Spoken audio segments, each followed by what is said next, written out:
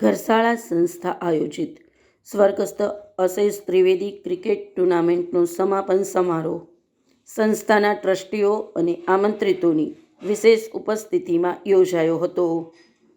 ટુર્નામેન્ટમાં સેવા આપનાર ટીમ મેનેજરો અને ગ્રાઉન્ડ સ્ટાફને પુરસ્કાર આપી પુરસ્કૃત કરાયા હતા.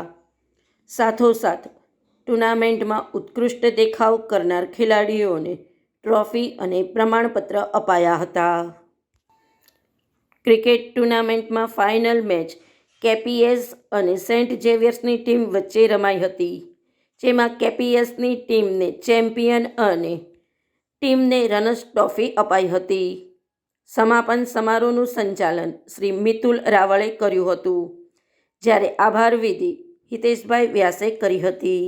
પરિવાર તરફથી એક નાનું ટોકન ઘરશાળા સંસ્થાને શ્રી હિતેશભાઈને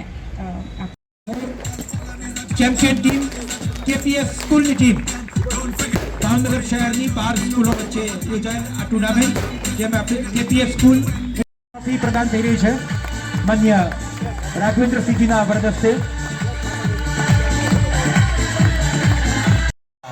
ટુર્નામેન્ટનો પૂર્ણાવતી કાર્યક્રમ પૂર્ણ કરીએ છીએ. આભાર.